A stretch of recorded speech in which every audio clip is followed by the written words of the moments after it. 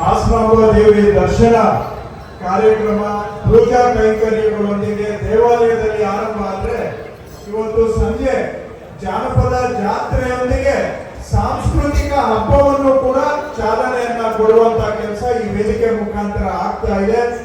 ನಾಡಿನ ಮೂಲೆ ಮೂಲೆಯಿಂದ ಎಲ್ಲ ಜಾನಪದ ಕಲಾವಿದರನ್ನ ಹಾಸನಕ್ಕೆ ಕರೆಸಿ ಹಾಸನ ಜನಗಳಿಗೆ ಮತ್ತು ಬರುವ ಭಕ್ತಾದಿಗಳಿಗೆ ಅವರೆಲ್ಲರಿಗೂ ಜಾನಪದ ಕಲೆಯ ಅಭಿರುಚಿ ಮತ್ತು ಕಲಾ ಪ್ರದರ್ಶನವನ್ನ ಕೊಡಬೇಕು ಅನ್ನೋ ಉದ್ದೇಶದಿಂದ ನಾಡಿನ ಎಲ್ಲ ಕಡೆಯಿಂದ ಜಾನಪದ ಕಲಾವಿದರನ್ನ ಇಲ್ಲಿಗೆ ಕರೆಸಿದ್ದೇವೆ. ಅವರಿಗೆ ಒಂದು ವೇದಿಕೆಯೂ ಆಗುತ್ತೆ, ಸ್ಥಳೀಯ ಜನಗಳಿಗೆ ಜಾನಪದ ಕಲೆಯ ಪರಿಚಯ ಆಗುತ್ತೆ. ಇದರ ಜೊತೆಗೆ ಜಾನಪದ ಕಲೆಯನ್ನ ಉಳಿಸಿ ಬೆಳೆಸುವಂತ ಕೆಲಸ ಹಾಸನಾಂಬೆ ಹೆಸರಿನಲ್ಲಿ ಕೂಡ ನಡೆಯುತ್ತೆ ಅನ್ನೋ ಕಾರಣದಿಂದ ಈ ಜಾನಪದ ಜಾತ್ರೆ ಮಾಡ್ತಾ ಇದ್ದೇವೆ. ಇವತ್ತೊಂದೇ ದಿನ ಅಲ್ಲ, ಬರುವ 10 ದಿನಾನೂ ಕೂಡ ಒಂದಲ್ಲ ಒಂದು ಕಾರ್ಯಕ್ರಮ, ಜಾನಪದ ಕಾರ್ಯಕ್ರಮ ನಡೆಯುತ್ತೆ. ಹಾಗೆ ಇದಾದ ನಂತರ ಇದೇ ವೇದಿಕೆಯಲ್ಲಿ ಚಾಮುಂಡಿಯ ನವರಸ ನೃತ್ಯ ನಾಟಕವೂ ಕೂಡ ಇದೆ. ಪ್ರತಿನಿತ್ಯ ಬೆಳಿಗ್ಗೆ ಭಜನಾ ಕಾರ್ಯಕ್ರಮ ಇರುತ್ತೆ.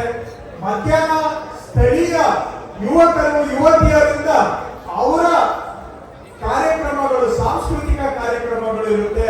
ಪ್ರತಿದಿನ ಸಂಜೆನೂ ಕೂಡ ಜಾನಪದ ಅಥವಾ ಸಾಂಸ್ಕೃತಿಕ ಕಾರ್ಯಕ್ರಮ ನಿರಂತರವಾಗಿ ಬರುವ 10 ದಿನ ಹಾಸನದ ಬೇರೆ ಬೇರೆ ವೇದಿಕೆಗಳಲ್ಲಿ ಸಾಂಸ್ಕೃತಿಕ ಹಬ್ಬ, ಹಾಸನಾಂಬ ದೇವಿಯ ಜಾತ್ರಾ ಮಹೋತ್ಸವದ ಜೊತೆಗೆ ಸಾಂಸ್ಕೃತಿಕ ಹಬ್ಬವನ್ನು ಕೂಡ ಆಚರಣೆ ಮಾಡಿ ಇಲ್ಲಿನ ಜನಗಳಿಗೆ ಒಂದು ಸಂಸ್ಕೃತಿಯ ಜಾನಪದದ ರಸದೌತಣವನ್ನು ಬಡಿಸಬೇಕು. ನಾಡಿನ ಮೂಲೆ ಮೂಲೆಯಿಂದ ಲಕ್ಷಾಂತರ ಜನ ಬರ್ತಾರೆ, ಅವರೆಲ್ಲರಿಗೂ ನಮ್ಮ ಸಂಸ್ಕೃತಿಯ ಪರಿಚಯ ಆಗಬೇಕು, ಅದರ ಮುಖಾಂತರ ಸಂಸ್ಕೃತಿ ಉಳಿಬೇಕು, ಬೆಳಿಬೇಕು ಅನ್ನೋ ಉದ್ದೇಶದಿಂದ ಈ ಎಲ್ಲ ಕಾರ್ಯಕ್ರಮಗಳನ್ನ ಈ ಹಬ್ಬದ ಸಂದರ್ಭದಲ್ಲಿ ಮಾಡ್ತಾ ಇದ್ದೇವೆ. ಇದರಿಂದ ಹಾಸನಾಂಬ ಉತ್ಸವ ಇನ್ನಷ್ಟು ಸಂಪದ್ಭರಿತವಾಗಿ ನಡೀಬೇಕು ಅನ್ನೋದು ನಮ್ಮ ಆಶಯ.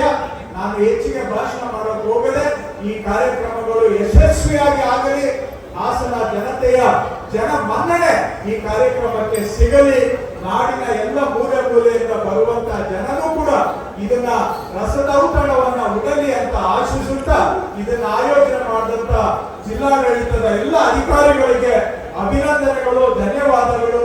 ನಾಡಿನ ಎಲ್ಲ ಕಲಾವಿದರಿಗೂ ಕೂಡ ಕಲೆಯ ರಸದೌತಣ ನಿಮ್ಮ ಮುಖಾಂತರ ಈ ಬರುವಂತ ಭಕ್ತಾದಿಗಳಿಗೆ ಸಿಗಲಿ ಅಂತ ಹಾರೈಸಿ ನನ್ನ 2 ಮಾತಿಗೆ ವಿರಾಮ ಕೊಡ್ತೇನೆ. ಧನ್ಯವಾದ.